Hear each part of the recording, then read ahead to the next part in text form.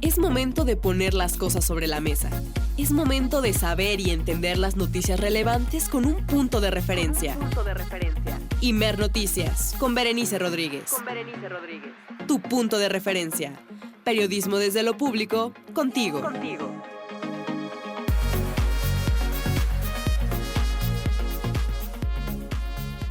Muy buenas tardes, es la 1 en punto hora del centro de nuestro país y estás escuchando Imer Noticias, tu punto de referencia. Como siempre queremos agradecerte por sintonizarnos y si nos lo permites estaremos acompañándote durante las próximas 2 horas con toda la información que necesitas para estar informada, informado o informade. También queremos que nos ayudes a contestar la pregunta del día de hoy, lunes 15 de junio de 2026, que es: ¿sirve regular las redes sociodigitales? De eso estaremos conversando más adelante aquí en Imer Noticias. Ahora sí, comenzamos con la información.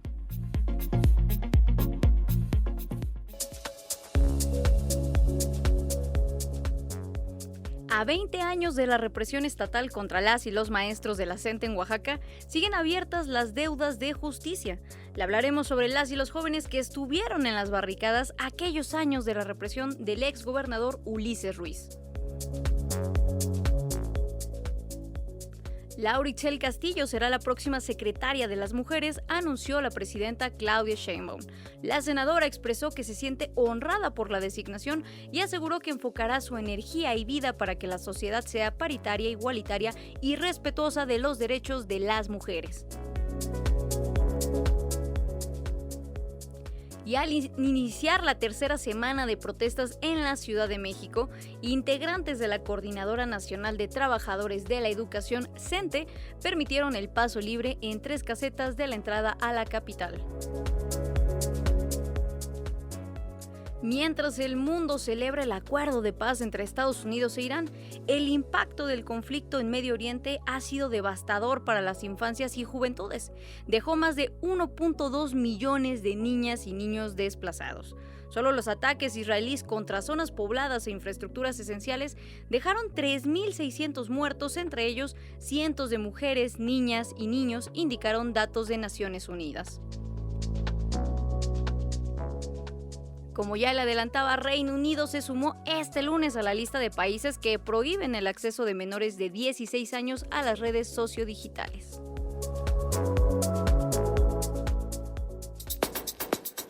Mantén tu punto de referencia informativo. Imer Noticias con Berenice Rodríguez. Continuamos en Imer Noticias, tu punto de referencia, y queremos que nos ayudes a contestar la pregunta del día de hoy, que es: ¿sirve regular las redes sociodigitales? Todo esto en el contexto de que diversos países a lo largo del mundo han adoptado cada vez medidas más restrictivas y regulatorias respecto a estos espacios digitales, las redes sociales en específico. Estaremos conversando más adelante de ello y por eso queremos que nos ayudes a contestar la pregunta del día a través de las redes sociales de Imer Noticias. Nos encuentras así en Facebook, en Instagram y también en Twitter, ahora X, o bien nos puedes mandar un mensaje de texto o una nota de voz a nuestro número en cabina, que es el 55 66 31 24 27. Te repito, la pregunta es: ¿sirve regular las redes digitales? Iniciamos no sin antes agradecer como siempre del otro lado de la cabina en producción a Sofía Gutiérrez, en operación a Jorge Jaramillo, también en redacción a Jessica Leal, Jessica Martínez, Fernanda López y en redes Ariel Escalante y Lulú Zamudio. De igual forma mandarle un abrazo y agradecimiento a todo el equipo de Imer Noticias y el Sistema Nacional de Noticiarios que hacen posible esta transmisión y este proyecto informativo que llevamos día con día, de lunes a viernes, a través de la señal de Imer Noticias. También comenzamos con un regalo. Tenemos por acá un libro que nos dejaron para la persona que lo quiera, que se llama El siglo de Rulfo, fotografía y cine en su vida y obra, y es de Roberto García Bonilla. editado por el CONACYT y aborda precisamente la obra de este escritor, Juan Rulfo, a través de dos de sus vertientes que no son tan, sí son muy conocidas, pero son como secundarias a lo que es su obra literaria, que sería su obra fotográfica y también su incursión en el cine. Si tú quieres este libro, repito, El siglo de Rulfo, fotografía y cine en su vida y su obra, mándanos un mensaje al 55 66 31 24 27 y será tuyo. Ahora sí, siendo la 1 de la tarde con 5 minutos, hora del centro de nuestro país, arrancamos con la información.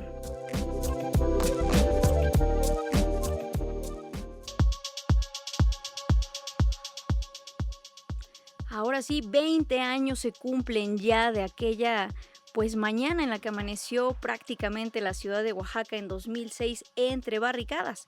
Detrás de muchas de ellas había jóvenes que apenas dejaban la mochila de la escuela para defender su ciudad con una piedra, con una resortera y una frecuencia de radio. Esta es su historia. Rafael Burgos nos la cuenta.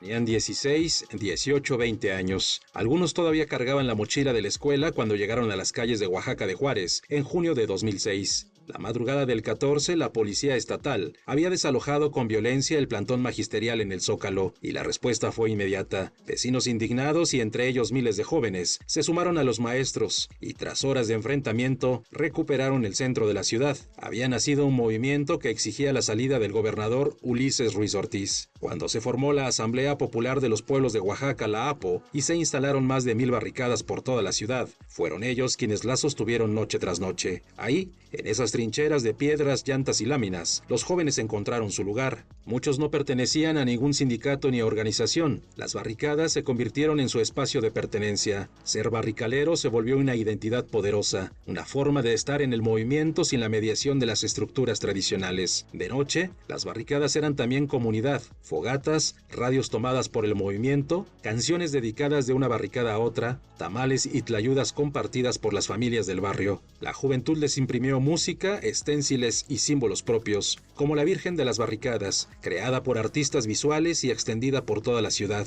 Algunas se hicieron emblemáticas, como la del crucero de 5 señores, sostenida por muchos niños y jóvenes, varios en situación de calle. La factura llegó pronto. El 25 de noviembre, tras la última megamarcha, vino la cacería. Más de 100 detenidos, muchos de ellos jóvenes que nada tenían que ver con los enfrentamientos, golpeados, torturados y trasladados a un penal de mediana seguridad en Nayarit. Organismos de derechos humanos documentarían después las vejaciones. Ulises Ruiz terminó su sexenio. Las barricadas se levantaron, pero la generación que se formó en ellas no se disolvió. Fundó colectivos, radios comunitarias, espacios ocupados, talleres de gráfica, medios libres, que años después seguirían contando lo que los noticieros callaron. Para esos jóvenes, 2006 no fue una derrota ni una victoria. Fue el año en que descubrieron que la ciudad también era suya y que podían defenderla con una llanta, una resortera y una frecuencia de radio. Para Imer Noticias, Rafael Burgos.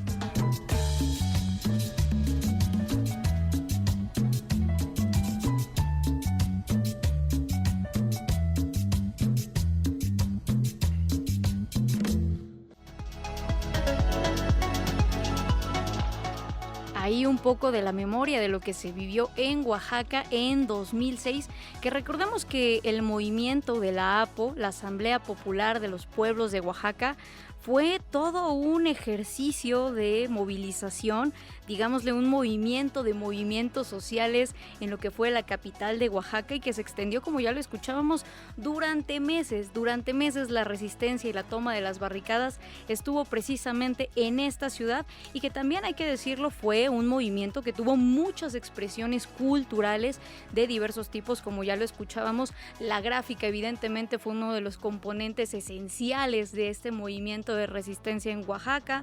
Por otro lado, también la música y muchas memorias que quedaron.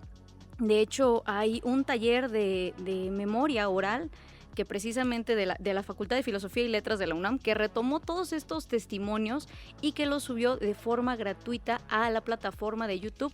Ahí pueden consultarlo, son memorias de lo que se vivía en la organización, en el día a día, pero también recopilan todos estos ejercicios de documentales, entrevistas, también la memoria sonora de este movimiento y la dejan registrada ahora en YouTube. E insistimos, es un movimiento que cumple 20 años ya.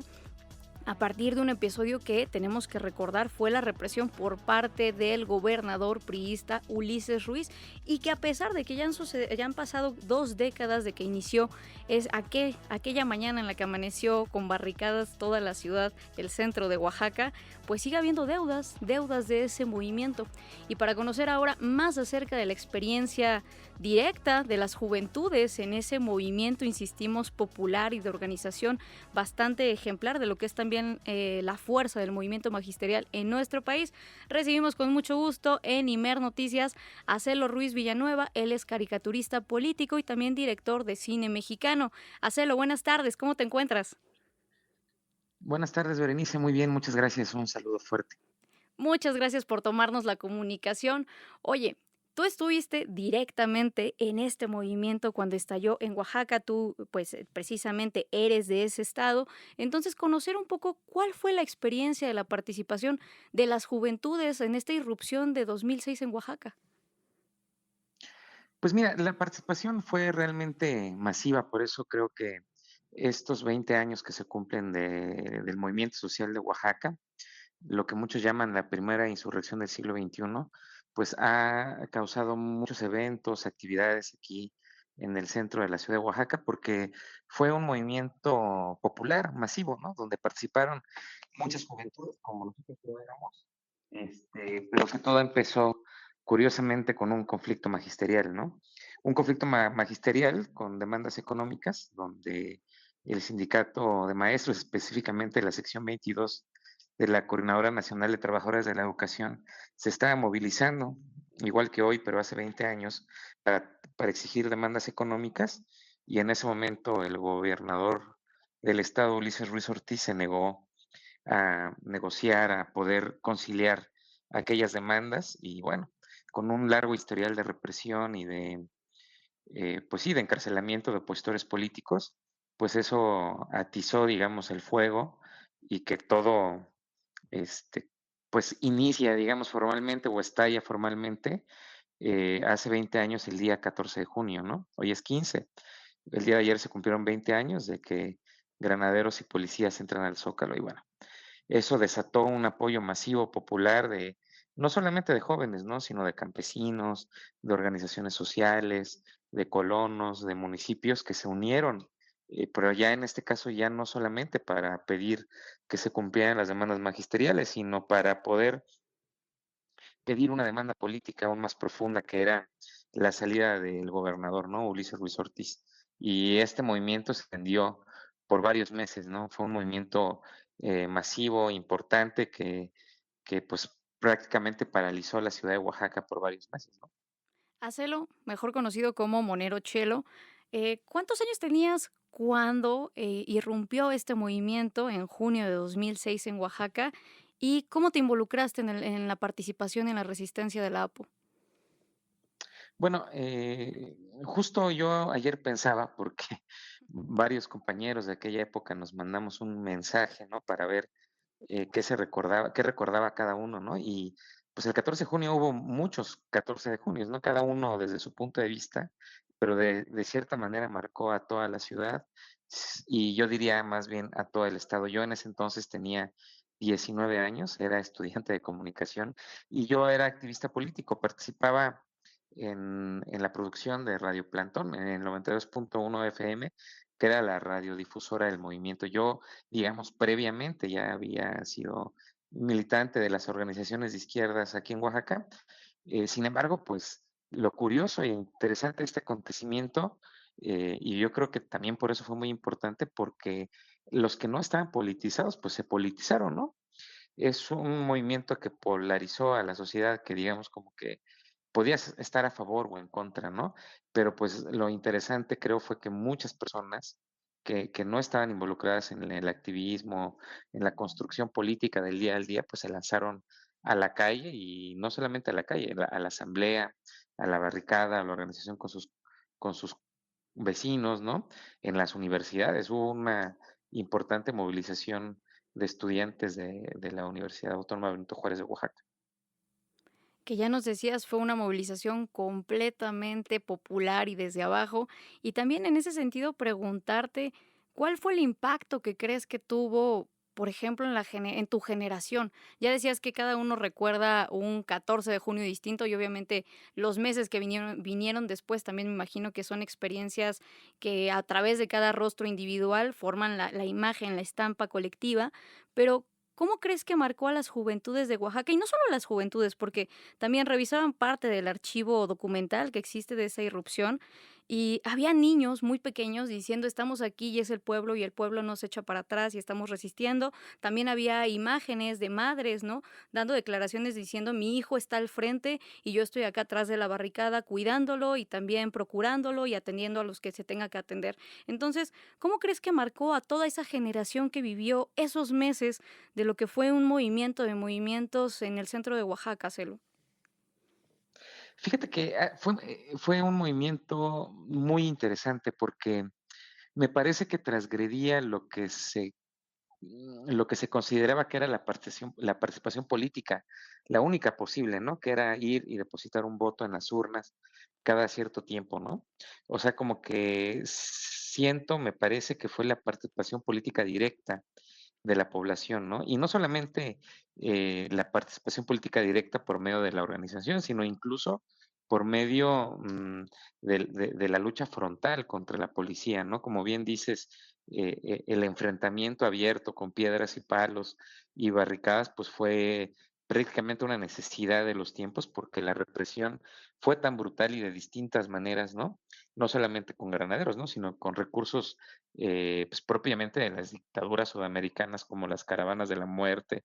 Entonces fue una radicalización política más allá de lo que se puede considerar eh, legaloide, digamos, de alguna manera, ¿no? Y pues yo creo que marcó a toda la ciudad. Es curioso porque yo justo pensaba en eso hace unos días, de qué manera impactó a la ciudad oaxaqueña, a la sociedad oaxaqueña, perdón. Y yo creo que una cosa importante es que el control de la derecha o digamos de las grandes corporaciones y del pensamiento de derecha en Oaxaca es más débil, ¿no? Tiene que ver mucho con su constitución, que es indígena, comunitaria, ¿no? Que viene desde una tradición pues, de muchos siglos, pero también tiene que ver con el movimiento, ¿no? Como que aquí difícilmente va a ganar el PAN, ¿no? O difícilmente va a ganar el PRI. Sin embargo, los partidos institucionalizados, ¿no? Dígase Morena, pues también ha dejado una gran deuda pendiente porque no ha cumplido las expectativas en Oaxaca. No solamente no las ha cumplido, sino que ha sido un gobierno que, pues, que recibe muchos reclamos justificados por parte de la sociedad ante su incapacidad de resolver la problemática diaria de los oaxaqueños, ¿no? Y que señalabas muy bien también hacerlo, esta politización que ocurrió en 2006, lo cual también lleva a que Oaxaca sea un estado bastante crítico frente a todo tipo de poder, lo cual debe de ser una experiencia de aprendizaje para todo el país y para otros movimientos. También preguntarte, estamos conversando con Acelo Ruiz Villanueva, caricaturista político y director de cine mexicano, mejor conocido como Chelo. Acelo, preguntarte también acerca de, hiciste un corto que se titula Historia de una aurora y dos ocasos, el cual retrata estos días de insurrección en Oaxaca, es decir, el levantamiento del APO, la resistencia del APO, a través de la visión de dos jóvenes.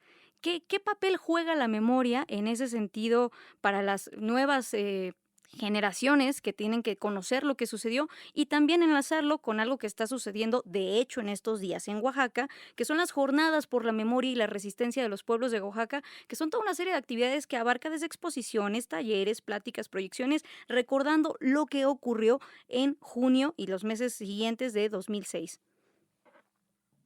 Pues mira, es interesante porque, bueno, yo creo que al igual que a muchos, mira, aprovechando, digamos, como lo que me habías preguntado hace rato, yo creo que esa es una cosa que sí nos marcó, ¿no? Como que los jóvenes oaxaqueños que nos dedicamos en alguna de las ramas de la creación artística, pues muchos, ese movimiento marcó también una estética, ¿no?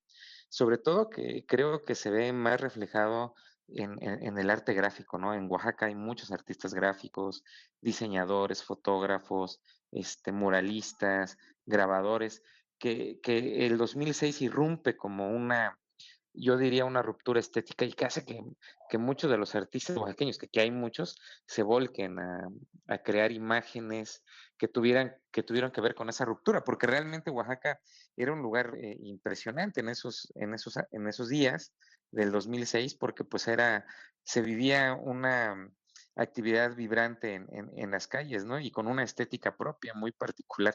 De hecho, justo ahorita, como bien lo dices, en el centro de Oaxaca hay muchas actividades de distintos colectivos, porque la APO, hay que recordar, fue un movimiento tan amplio que no solamente tuvo una corriente política única, ¿no? Hubo muchos sectores de la sociedad movilizados, hasta comunidades eclesiales de base, por ejemplo, ¿no? Gente que había roto con los partidos políticos tradicionales, organizaciones más radicales, ¿no? De anarquistas, comunistas, zapatistas, comunalistas, indigenistas.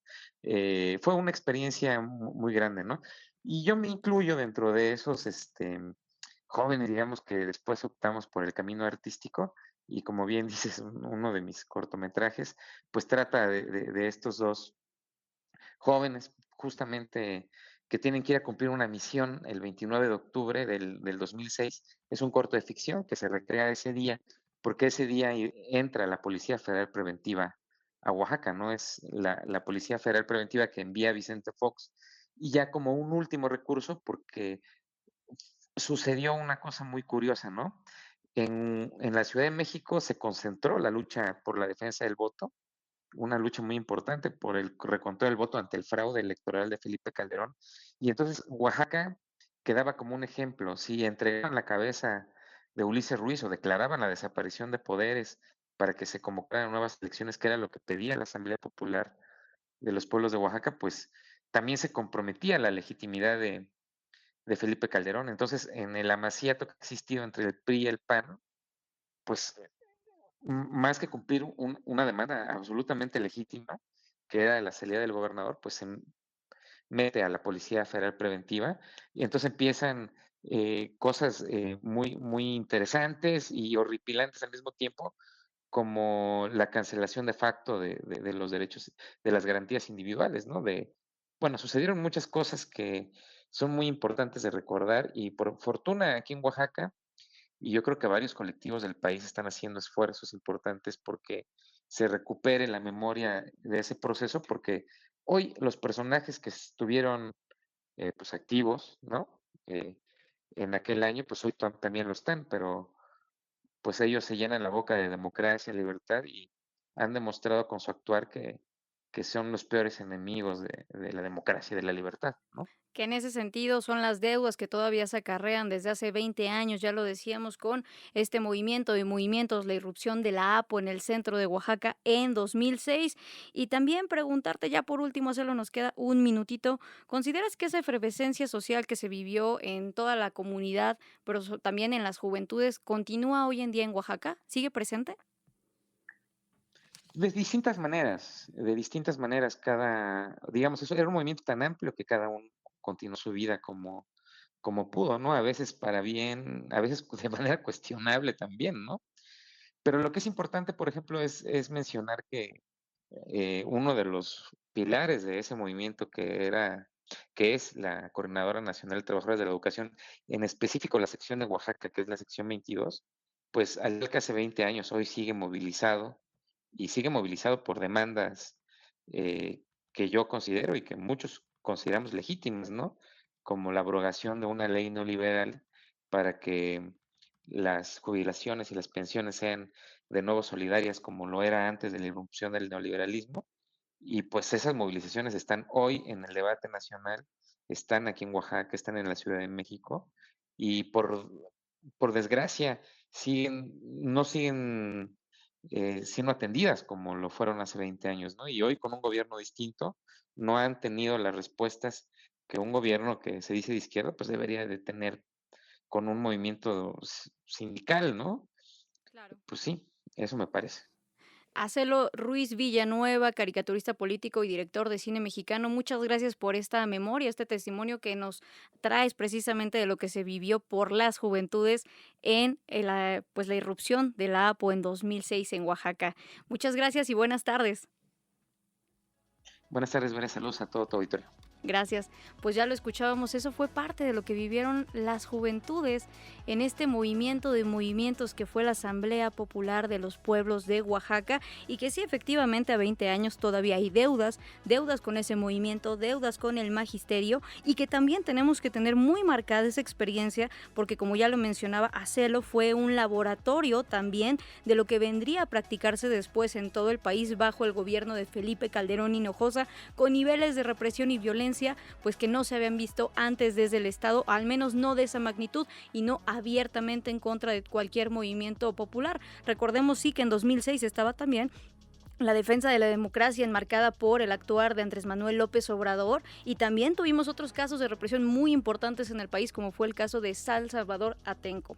Precisamente ahora nos vamos a pausa, siendo la 1:25 p.m, escuchando un pedacito de una canción que es Son de la Barricada, que marcó precisamente también lo que se vivió en Oaxaca en 2006. Vamos a una pausa y volvemos. El día 14 de junio del año del 2006, en la plaza de Oaxaca, se puso el mundo al revés. Temprano por la mañana, al punto de amanecer, nadie hubiera imaginado lo que iba a suceder. La huelga del magisterio tenía la plaza tomada, mientras el pinche gobierno preparaba la celada. Antes que amanezca el día, quitamos este plantón, gritaba la policía y empezó la represión. ¿Que de dónde son? ¿Que de dónde son? Que son de la barricada. ¿De dónde son? ¿Que de dónde son? Que son de la barricada. ¿De dónde son? ¿Que de dónde son? Que son de la barricada. ¿De dónde son? Que son de la barricada. Sonó la alerta en la calle por donde entró el regimiento, y atrás de la barricada se alborotó el campamento.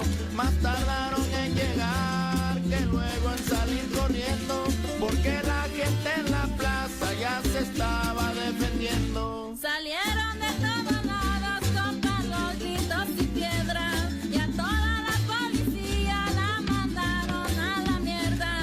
Después vino el contraataque con fuerza de tierra y aire, con gas de que los maestros se quitaron con vinagre. ¿Que de dónde son? ¿Que de dónde son? Que son de la barricada. ¿Y de dónde son? ¿Y de dónde son? Que son de la barricada. ¿Y de dónde son? ¿Y de dónde son? Anda buena palomita, cuéntale a mi país que la sangre de maíz rega su tierra bendita, que ya no tendrá camisa ni engaño ni represión, que la paz será justa si es que quieren solución, que se vayan los cobardes que no tienen dignidad, que se queden los que quieren cambiar esta sociedad. Para que el ruido informativo no te confunda, necesitas un punto de referencia. Imer Noticias con Berenice Rodríguez. Tu punto de referencia. Continúas escuchando Imer Noticias, tu punto de referencia, siendo la 1:32 p.m, ya hora del centro de nuestro país. Como siempre, te invitamos a que te comuniques con nosotras y nosotros. En todas las redes sociales nos encuentras como Imer Noticias, así estamos en Facebook, Instagram y Twitter también. Y nos puedes mandar nota de voz o bien un mensaje de texto al número en cabina, que es el 55 66 31 24 27, y estaremos leyendo cada uno de sus comentarios. Más también si nos contestan la pregunta del día de hoy, que es: ¿ustedes creen que sirve regular realmente las redes digitales? Es decir, que los menores ya no puedan tener acceso a partir de cierta edad a estas plataformas como TikTok, Instagram, Facebook y demás, que son regulaciones que ya se están implementando en diversos lugares del mundo. Incluso también en nuestro país hay una especie de restricción parecida en Querétaro, pero no igual. Pero más adelante estaremos ahondando en ese tema. 1:33 p.m, y vamos con la información.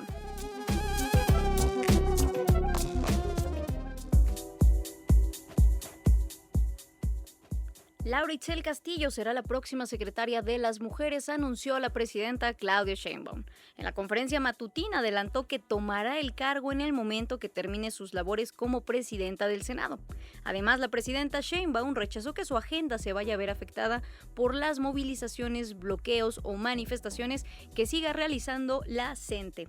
Para más información, nos enlazamos ahora con nuestra compañera Sofía Cruz. Sofía, buenas tardes. ¿Qué tal, Berenice? Buenas tardes. Así es, pues tal como lo menciona, será la presidenta del Senado de la República, Laura Itzel Castillo, la próxima secretaria de las Mujeres. Así lo adelantó la presidenta Claudia Sheinbaum en la Conferencia del Pueblo, en donde explicó que Castillo Juárez se incorporará a sus funciones en cuanto termine las responsabilidades que tiene ahora en la Cámara Alta. En tanto, se mantiene al frente la subsecretaria Ingrid Gómez, por lo que aseguró que las actividades en dicha dependencia no se han detenido. Vamos a escuchar sus palabras. Les puedo dar el adelanto de una vez. Una vez que termine sus labores como presidenta del Senado, Laura Itzel Castillo se va a incorporar como secretaria de las Mujeres al gobierno. Ella está definiendo las fechas y mientras tanto se sigue desarrollando todas las actividades de la Secretaría, no están interrumpidas, no hay, es decir, siguen avanzando las compañeras que están en la Secretaría, en los centros libres, la cartilla, en fin, todas las actividades relacionadas con las mujeres. Y Laura Itzel, en el momento en que se pueda incorporar, pues ya se incorpora como secretaria de las Mujeres. En otro tema, tras su cancelación del acto que tenía programado la presidenta de México el fin de semana en Zacatecas y que prefirió ir a San Luis Potosí para evitar alguna situación, rechazó que su agenda se vaya a ver afectada por las movilizaciones, bloqueos o manifestaciones que siga llevando a cabo la CENTE. Así lo dijo.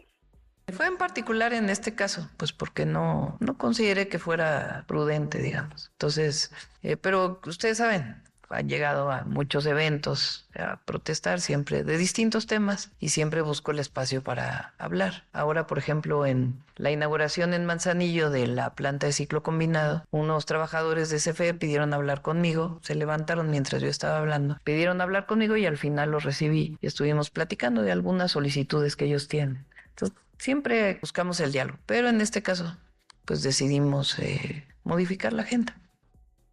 Explicó que para qué genera un mal momento, por eso decidieron ir a San Luis Potosí, en donde estuvo muy bonito porque convivió con jóvenes con síndrome de Down que ganaron uno de los torneos del Mundial Social y se divirtieron mucho, pero aseguró que siempre buscará resolver las demandas por la vía del diálogo y que todo se realice de manera pacífica y por contención y no por represión.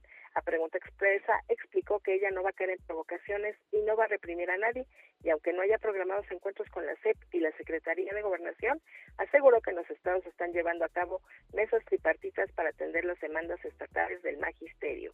Berenice, la información. Como siempre, importante y esencial que el diálogo se privilegie en estas demandas y luchas sociales, como ya lo decíamos, el magisterio y ahora las autoridades, y también, Sofía, la designación ahora de una titular en la Secretaría de las Mujeres, pues es fundamental para el desarrollo de lo que era la política de destiempo de mujeres en nuestro país. Sofía, muchas gracias y buenas tardes. Buenas tardes. En ese sentido, la legisladora Laura Itzel Castillo expresó que se siente muy honrada por la confianza de la presidenta Claudia Sheinbaum ante esta designación.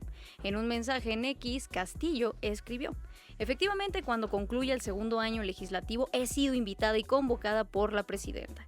Enfocaremos toda nuestra energía y vida para lograr que nuestra sociedad sea paritaria, igualitaria y respetuosa de los derechos de las mujeres. Nuestro país fue pionero en los derechos de las mujeres y tenemos que seguir impulsando la agenda feminista de la primera presidenta de México. La exsecretaria de las Mujeres, Citlali Hernández Mora, por su parte, expresó su reconocimiento a la legisladora Laura Itzel Castillo. También en redes se escribió: no tengo la menor duda de que es una mujer excepcional que seguirá adelante con todo lo que con mucho esfuerzo hemos sembrado por el bienestar de las mujeres de México y por la erradicación de las violencias. Enhorabuena. Recordemos que Citlali Hernández Mora precisamente fue la primera persona en presidir esta secretaría que antes no existía como tal y que fue elevada a este rango institucional bajo el mandato de la primera presidenta de nuestro país, la presidenta Claudia Sheinbaum Pardo. Continuamos con la información. Integrantes de la Coordinadora Nacional de Trabajadores de la Educación, CENTE, permiten el paso libre en 3 casetas de entrada a la Ciudad de México como parte de sus protestas para exigir la abrogación de la ley del ISSSTE del año 2007. El reporte con nuestro compañero Víctor Raúl Ramírez. Víctor, buenas tardes. ¿Qué tal? Buenas tardes. Así es, pues este lunes la CENTE cumple 15 días en paro laboral en demanda de la abrogación de la ley del ISSSTE del año 2007 y de la reforma educativa, y al reanudar este lunes sus protestas, las y los maestros permiten el paso en 3 casetas de entrada a la Ciudad de México, que son la de Cuernavaca, San Marcos y Pachuca, y en estos momentos pues estamos exactamente en la caseta México-Cuernavaca, en donde pues desde las 10 de la mañana aproximadamente los integrantes de la CENTE están dejando pasar libremente a los automovilistas en una tarde que está lluviosa. Ya desde hace una hora está cayendo una pertinaz lluvia aquí al sur de la Ciudad de México, y hace unos minutos en conferencia de prensa Filiberto Frausto, él es secretario general de la sección 34 de la CENTE en Zacatecas, lamentó la decisión de la presidenta Claudia Sheinbaum de suspender el diálogo con la dirigencia nacional de la coordinadora. Vamos a escuchar lo que señaló. Las declaraciones de hoy de la presidenta nos parecen desafortunadas porque no abona en nada a la solución del conflicto, que nos parece que esas declaraciones obedecen más que nada a una incapacidad para ofrecer respuestas concretas a nuestras demandas que, insistimos, son legítimas y que además son un compromiso de la propia presidenta, un compromiso de campaña. Y bueno, pues también hay que señalar que quien también habló en esta conferencia de prensa fue Pedro Hernández. Él es secretario general de la sección 9 de la CENTE en la Ciudad de México, y explicó que la propuesta del gobierno federal de fortalecer el sistema de pensiones no resuelve el problema de fondo, ya que no desaparece el sistema de cuentas individuales. Vamos a escuchar cómo le explicó el profesor Pedro Hernández. Nosotros hemos planteado que esa respuesta es insatisfactoria y no resuelve el problema de fondo. Seguirían estando las cuentas individuales y seguiría estando en manos privadas entonces el manejo de las cuentas de los trabajadores. Nosotros decimos que sí es posible abrogar la ley del ISSSTE y no se necesita ese dinero que están planteando. Están los 8.2 billones de pesos que implica las cuentas individuales. No estamos planteando que se les quita a los trabajadores. Estamos planteando que no puede ser un negocio de 10 afores, incluida pensionista que funcionan como un negocio.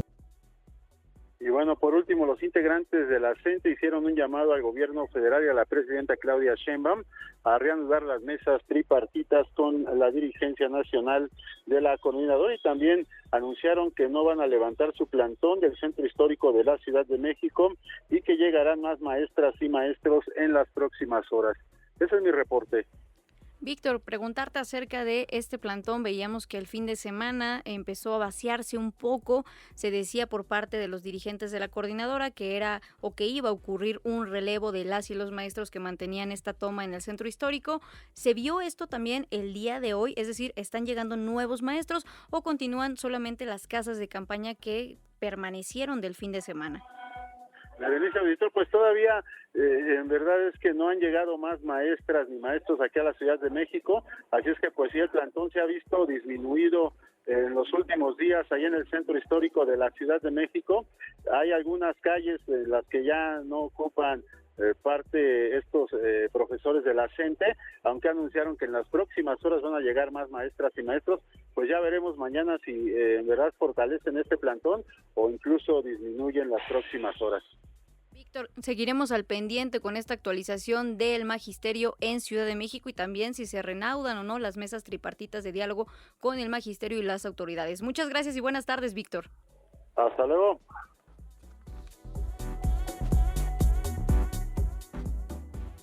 Y continuamos en la capital del país, porque con una jornada de tequio, la jefa de gobierno de la Ciudad de México, Clara Brugada Molina, encabezó la limpieza de calles liberadas por la CENTE en los alrededores del Zócalo capitalino, un tema que ya estábamos abordando anteriormente con Víctor precisamente. Guadalupe Franco con toda la información. Guadalupe, buenas tardes.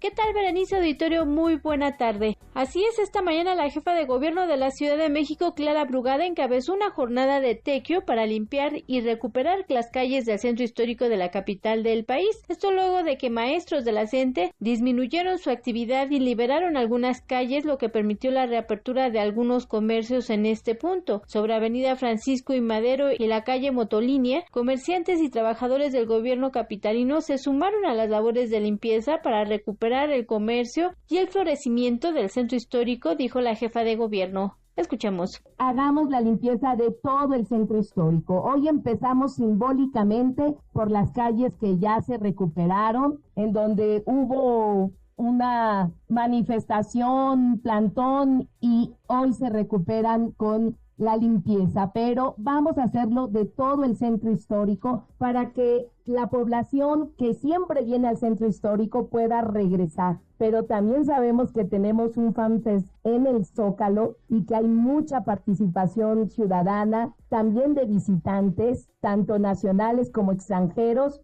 En el acto, el secretario de Obras y Servicios capitalino, Raúl Basulto, dijo que adicional a estas labores de limpieza se realizan acciones de desasolve y mejoramiento urbano. Es por ello que se observó que mientras algunos barrían, otros limpiaban mobiliario urbano y lavaban banquetas, acciones que fueron aplaudidas por los transeúntes y comerciantes. Esto fue lo que nos dijeron. Pues me parece muy bien. Yo creo que todos debemos apoyarnos entre comerciantes y todo, porque esto está afectando la economía a todo y mundialmente. ¿Qué aspecto estamos dando a la gente que nos viene a visitar? Eso es muy triste, muy triste. Qué bueno que hay apertura y disposición de la autoridad de hacer algo. Todos tenemos que hacer algo. Todos vamos a apoyar, todos vamos a apoyar. Si tenemos que limpiar, vamos a limpiar. Lo que tengamos que hacer, lo vamos a hacer para estar mejor. La jornada de tequio no solo tuvo como objetivo mejorar la imagen urbana, sino enviar un mensaje de corresponsabilidad ciudadana sobre el cuidado del espacio público de una de las zonas más importantes de la capital del país, que es el centro histórico. Berenice Auditorio, mi reporte. Muchas gracias, Guadalupe, pues ya lo escuchábamos cómo se está atendiendo precisamente el paso de la coordinadora en el Zócalo capitalino, y seguiremos al pendiente también de las actualizaciones del magisterio. Es la 1 de la tarde ya con 45 minutos, hora de la capital de nuestro país, y continuamos con la agenda internacional.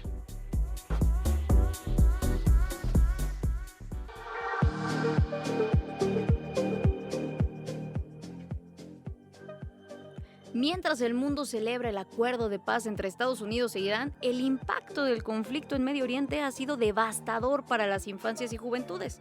Dejó más de 1.2 millones de niñas y niños desplazados. Solo los ataques israelíes contra zonas pobladas e infraestructuras esenciales dejaron 3.600 muertos, entre ellos cientos de mujeres, niñas y niños, indicaron datos de Naciones Unidas. Toda la información con nuestra compañera Jessica Martínez. El mundo está celebrando el acuerdo de paz entre Estados Unidos e Irán. Sin embargo, prevalece una realidad. Las hostilidades y los bombardeos de los últimos meses han dejado un costo humanitario, con consecuencias en las infancias y las juventudes. Pese a las firmas de los tratados, las violaciones a los derechos de los menores, el trauma psicológico y la destrucción de casas, escuelas y hospitales condicionarán el futuro de toda una generación. Este lunes, el Alto Comisionado de las Naciones Unidas para los Derechos Humanos, Volker Turk, planteó que los conflictos suponen graves desafíos en materia de derechos humanos, incluidos para los menores. El conflicto ha tenido un impacto devastador en los derechos humanos en toda la región y en el mundo. Los últimos meses han demostrado que las profundas diferencias en la región no pueden resolverse por la vía militar. Deploro el uso de fuerza contra Irán por parte de Israel y Estados Unidos, que, según informes, causó la muerte de miles de civiles, incluidos cientos de niños, y destruyó hospitales, escuelas, viviendas y otras infraestructuras. Reitero mi petición de que se hagan públicas las conclusiones de la investigación estadounidense sobre el horrible ataque a la escuela de Minab. Si bien celebró los avances en la pacificación en Medio Oriente, también señaló que los daños que provocaron los más de 100 días de la última escalada de hostilidades incluyen un impacto en las nuevas generaciones. Los ataques de Irán contra infraestructuras civiles en los países del Golfo y Jordania, así como su bloqueo del estrecho de Hormuz, son completamente inaceptables. El bloqueo ha tenido consecuencias nefastas para la economía mundial, para la entrega de ayuda humanitaria y para los más vulnerables, incluidos unos 20.000 marineros. Siento una profunda compasión por el pueblo de Irán, atrapado entre la guerra y la cruel represión.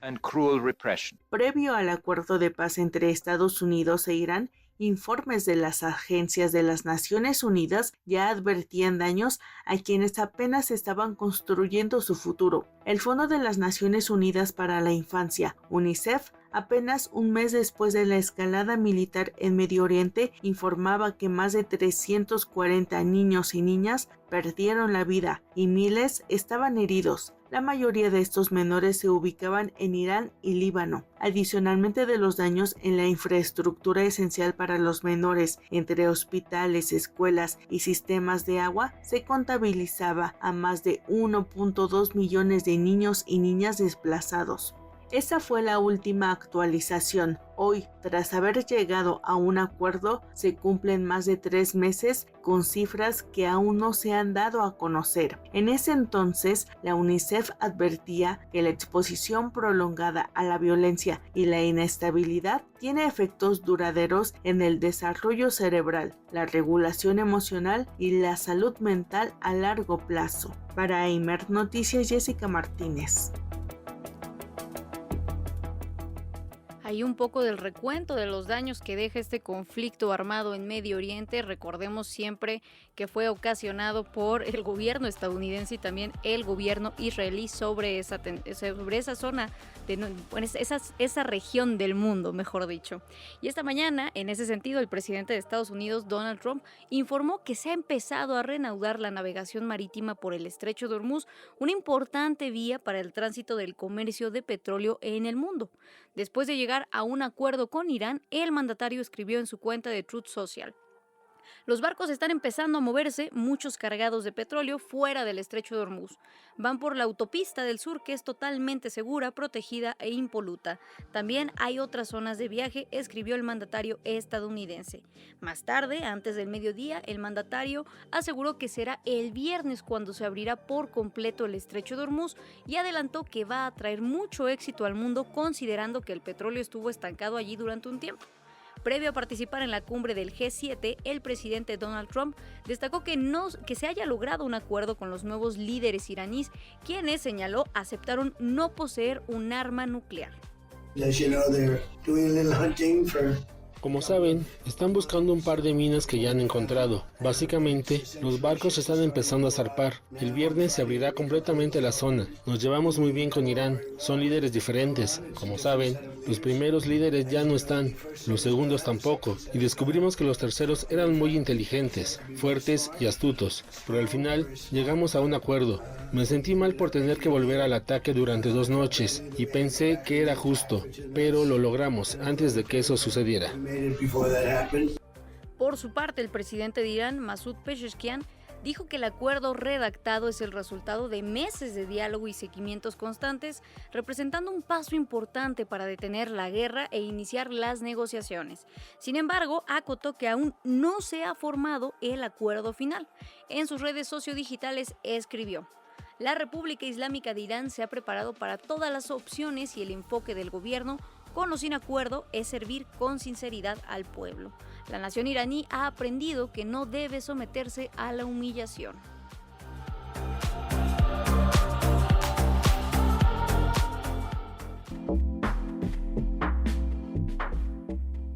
Seguimos en Imer Noticias, tu punto de referencia, siendo la 1:00 con 51 minutos, hora del centro de nuestro país. Y ahora nos enlazamos con la doctora Estefanía Cruz Lera. Ella es investigadora de tiempo completo del Centro de Investigaciones sobre América del Norte, CISAN UNAM, para conocer más acerca de este escenario que se vive ahora en Medio Oriente. Buenas tardes, doctora, ¿cómo se encuentra? Buenas tardes, un placer platicar con ustedes esta tarde ante este problema, ¿no?, que ha consumido, pues yo creo que el escenario político internacional durante los últimos meses. Doctora, comenzar por preguntarle qué representa que se llegue a este preacuerdo, porque todavía no está formalizado como tal, pero que ya hay un entendimiento por parte de Estados Unidos y también las autoridades de Irán. Pues tenemos que decir que pues uno de los principales logros que tiene este acuerdo pues es acabar o atenuar la presión a nivel internacional que se estaba generando por el cierre del estrecho de Hormuz, ¿no? Donde pasa pues 20% del petróleo de todo el mundo, 30% de los fertilizantes y materias primas, y bueno, pues que estaba generando un proceso inflacionario en cuestiones como el precio de la gasolina, en el precio, por ejemplo, de los combustibles para los aviones, insisto, de los fertilizantes, ¿no? Entonces, pues parece que se va a aliviar un poco la presión económica y bueno, pues también ahora estamos en la incertidumbre de que cuál es la letra chiquita del acuerdo. ¿Cree que este acuerdo o preacuerdo se pueda sostener? Porque ya habíamos visto en las semanas y meses anteriores estos intentos por parte de ambas partes, pero que al final no lograban concretarse. En esta ocasión, ¿qué podría ser diferente? Bueno, yo creo que lo principal es que hay que tomar en cuenta que Donald Trump necesita urgentemente que se solucione la situación en Irán.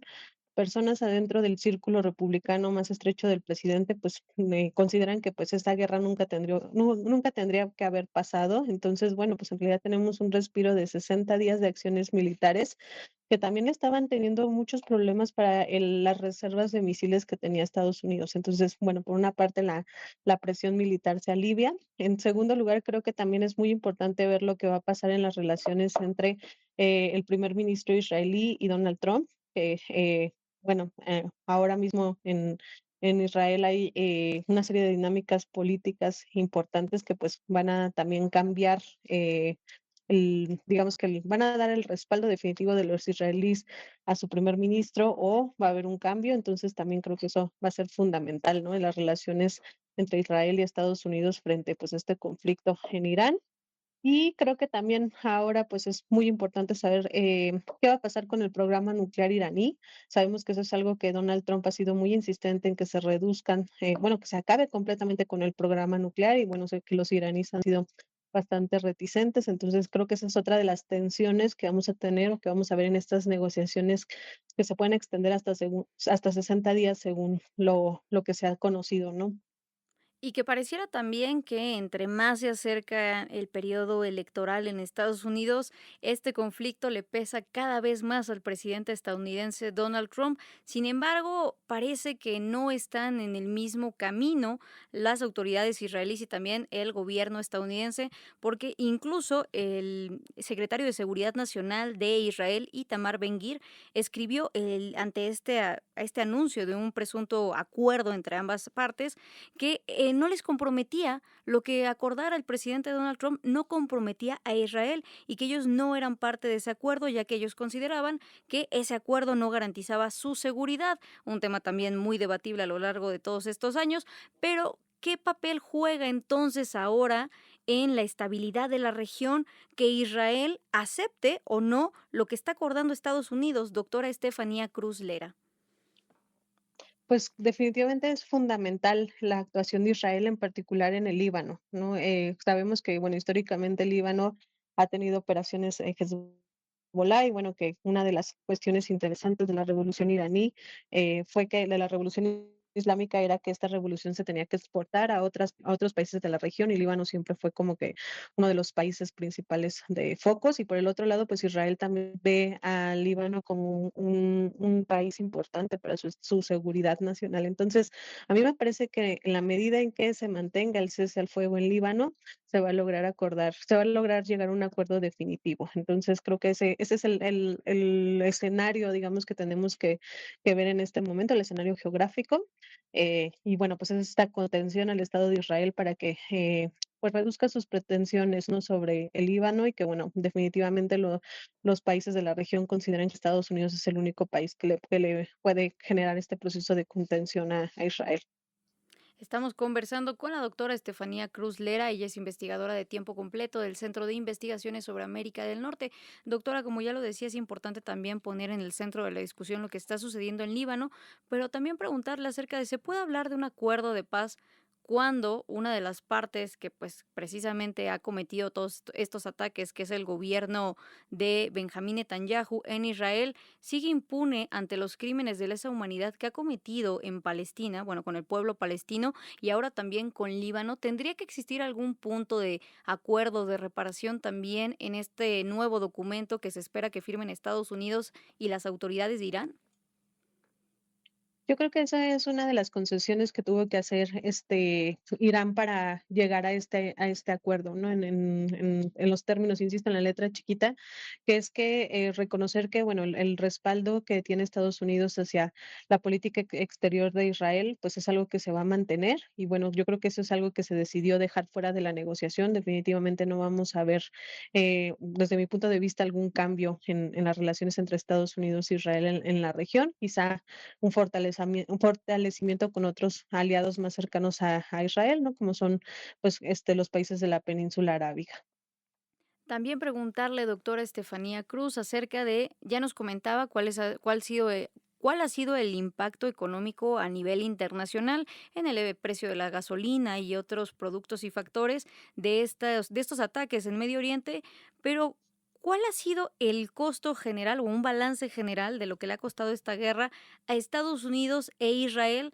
Porque a diferencia de otros conflictos que han realizado, pues en este sí han tenido una baja económica, una baja militar, una baja de recursos y también no han logrado establecer una narrativa de comunicación imperante en todo el mundo, pues ahora sí que se ha roto esa hegemonía en este ataque. Entonces, ¿qué tanto le ha costado a Estados Unidos e Israel esta guerra?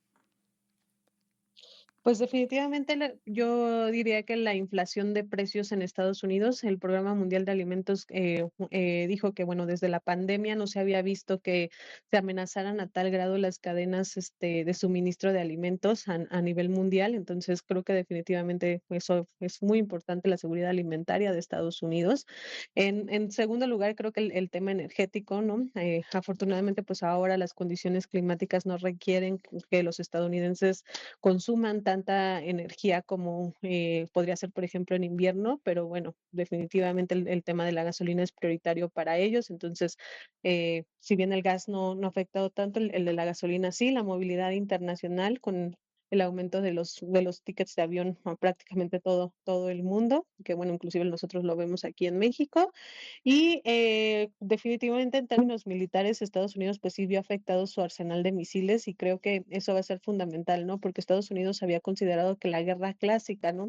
La guerra de bombardeos, pues ya no iba a ser una prioridad, ¿no? Que iban a tener, por ejemplo, invertir más en armas no letales y bueno, pues ahora se ha visto que pues sigue siendo, el tema de los misiles sigue siendo fundamental para la hegemonía militar de Estados Unidos. Y creo que en términos de la hegemonía también tenemos que ver eso, que Estados Unidos esperaba que sus aliados lo acompañaran o lo respaldaran en esta guerra y bueno, definitivamente a nivel internacional la respuesta fue, no es nuestra guerra, es una guerra que se pudo haber evitado y bueno, pues me parece que ese unilateralismo pues ha tenido muchos efectos negativos sobre la confianza que tiene la comunidad internacional pues en Estados Unidos como pues eh, digamos que el director del concierto internacional.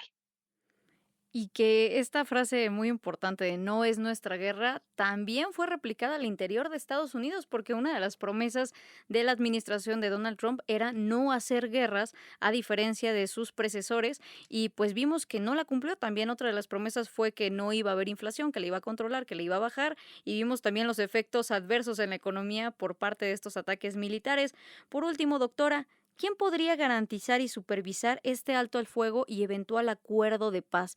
¿Existe alguna instancia internacional que tenga la capacidad de realmente velar por esto que se está en este momento estableciendo en Medio Oriente?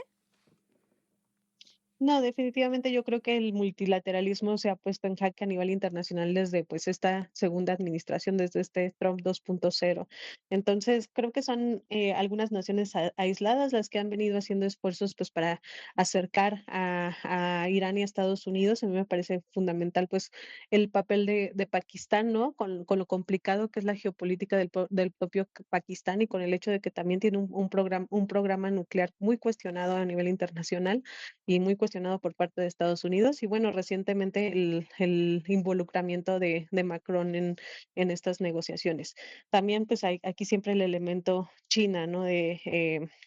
Pudo haber hecho más China para respaldar, para mediar, ¿no? El conflicto, para respaldar, pues se supone que su cultura de no intervención, de paz, ¿no? De construcción de paz, creo que siempre va a quedar ahí esa duda, ¿no? Porque bueno, al final los chinos se mantuvieron decidieron mantenerse al margen, pero bueno, también no asumir un rol activo, pues es también perder influencia, ¿no? Perder posibles esferas de influencia. Sobre todo considerando la potencia que en este momento son en el plano geopolítico internacional, a diferencia de lo que ya veíamos de los organismos internacionales, que en este caso pues brillaron por su ausencia y capacidad de agencia y acción. Doctora Estefanía Cruz Lera, investigadora del Centro de Investigaciones sobre América del Norte, muchas gracias por esta conversación con la audiencia de Imer Noticias. Buenas tardes. Buenas tardes, un placer. Ya lo escuchábamos, efectivamente es un escenario bastante complejo, como ya lo decíamos, lo que se vive ahora en el Medio Oriente entre este preacuerdo entre Estados Unidos e Irán, pero que tiene ahí como piedrita al gobierno de Israel, que piensan o que han declarado al menos su ministro de Defensa que no va a ceder en estas condiciones que ya han sido planteadas en este primer acuerdo por parte de Estados Unidos e Irán. Nos vamos ahora con más información, siendo las 2 de la tarde con 3 minutos.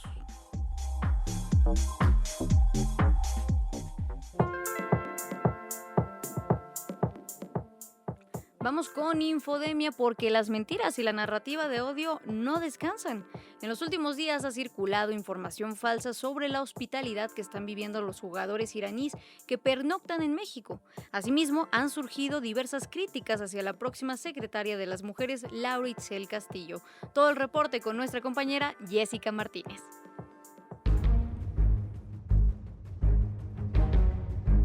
En el marco de la justa deportiva, en los últimos días circuló en redes sociales la versión del hallazgo de un cuerpo al interior del Estadio Caliente en Baja California, sede de los entrenamientos de la selección de Irán en Tijuana. Sin embargo, se trata de una imprecisión, ya que no sucedió dentro de las instalaciones del recinto que las autoridades mexicanas han dispuesto para los jugadores iraníes. La localización del cuerpo se dio en el estacionamiento de un centro comercial. Esta mañana, unos momentos después de que la presidenta Claudia Sheinbaum anunció que Laura Itzel Castillo será la nueva secretaria de las mujeres, iniciaron las críticas. En el espacio informativo de Azucena Uresti en Grupo Fórmula, junto con el ex senador Emilio Álvarez y Casa, cuestionaron la trayectoria de la actual presidenta de la mesa directiva del Senado de la República. Honestamente, ella no ha tenido una trayectoria en ese particular, no se le reconoce por eso, no es una trayectoria suya. No basta, creo yo,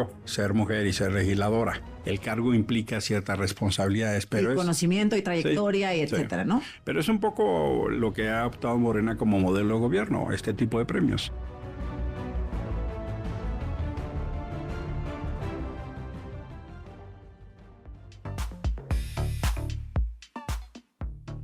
Ahí desmintiendo la infodemia que circula en redes y en medios de comunicación el día de hoy, 15 de junio de 2026. Y hablando de redes, nos vamos a leer un comentario que ya nos mandaron por acá contestando la pregunta del día de hoy. Nos dicen: aquí, ¿qué tal? Escuchándoles desde Ciudad Juárez, Chihuahua. Respondiendo a la pregunta, claro que es bueno que se regulen las redes sociales, pero ¿bajo qué criterios? Nos comenta Diana Salas desde Chihuahua. Efectivamente, eso es lo que hay que revisar. ¿Qué criterios son los que se van a aplicar, sobre todo en estas tecnologías y plataformas que, a pesar de que no son nuevas, hay que recordar que ya llevan años en nuestra sociedad, pues todavía son terrenos inexplorados, sobre todo de las legislaciones? Aquí en México, por ejemplo, no hemos logrado establecer criterios contundentes respecto al actuar de las redes sociales, y que es un tema fundamental, por un lado, sí, las juventudes y las infancias, pero incluso también en temas de soberanía. ¿Qué tanto tenemos soberanía digital en nuestro país y qué papel juega en el contexto que estamos viendo internacional, en el cual las redes cambian la opinión o modifican, distorsionan la percepción de la población en procesos electorales? Solo por decir algo. Ahí dejamos la pregunta y, como siempre, invitamos a que nos contesten. ¿Sirve regular las redes sociales? Son las 2 de la tarde con 7 minutos, hora del centro de nuestro país, y nos vamos a una pausa.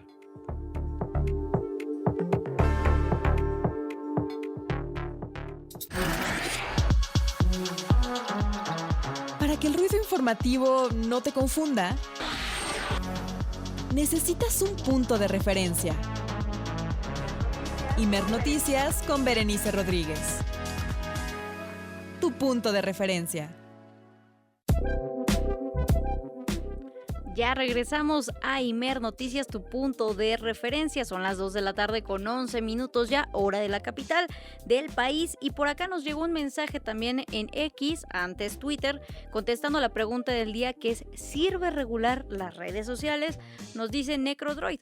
Sí, de por sí siendo adultos no nos sabemos conducir ni manejar adecuadamente dentro de esta herramienta informática de intercambio cultural, que se usa también como arma controladora y de desvío de atención. Efectivamente, por eso tendríamos que preguntarnos cuáles son los criterios para regular estas redes sociales, porque insistimos, es fundamental la atención que se le da a las infancias y juventudes, pero incluso en un espectro más amplio para toda la sociedad. De hecho, continuamos con la información porque hoy el primer ministro de Reino Unido, Keir Starmer, informó sobre la prohibición del acceso a redes sociales para menores de 16 años, una iniciativa que se mantiene en permanente debate entre gobiernos, familias y educadores. Fernanda López nos habla sobre los avances de esta materia alrededor del mundo. Escuchamos. Este lunes, el primer ministro de Reino Unido, Keir Starmer, informó sobre la prohibición del acceso a redes sociales para menores de 16 años, una iniciativa que busca frenar su impacto negativo en la salud mental de las infancias. El gobierno de Reino Unido ha decidido prohibir el acceso a medios sociales para menores de 16 años. Es un gran paso para nuestro país. Ahora, no es fácil de realizar, seré honesto sobre eso. Nosotros nos hemos precipitado sobre esto. Hemos observado cuidadosamente la evidencia y tendremos que adaptar nuestro enfoque como la tecnología cambie. Aprender de otros países que también han seguido los mismos pasos. Y es justo decir que esta decisión enfrentará resistencia por algunas de las más poderosas compañías en el mundo. Pero lo enfrentaremos y ganaremos, porque la necesidad de actuar no podía ser más clara.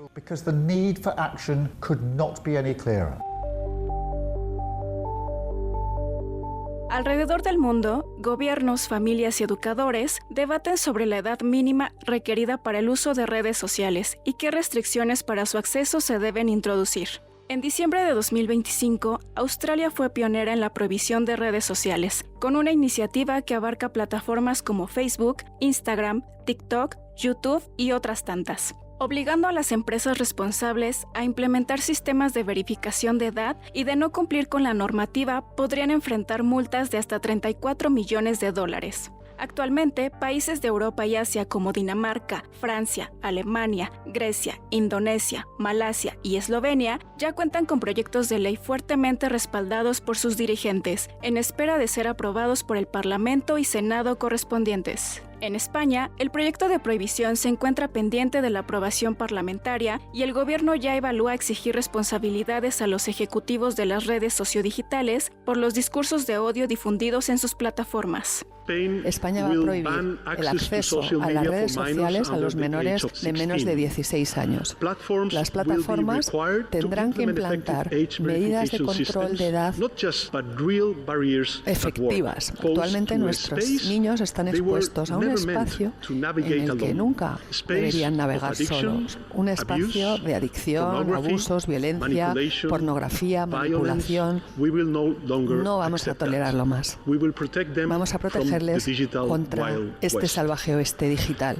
Vamos a hacer que la manipulación de los algoritmos y la amplificación de contenidos ilegales sea un delito penal. Actualmente, en México no existe ninguna ley que prohíba el uso de redes sociales para ningún sector específico de la población. En este contexto, la UNICEF hace la pregunta obligada: ¿realmente funciona y tiene sentido prohibir o limitar el acceso de niños y adolescentes a las redes sociales? La respuesta hasta el momento es no.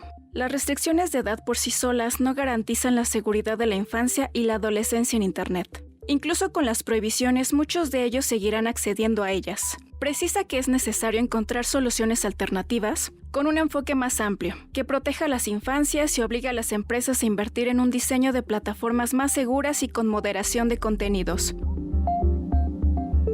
Para Imer Noticias, Amelia Fernanda López.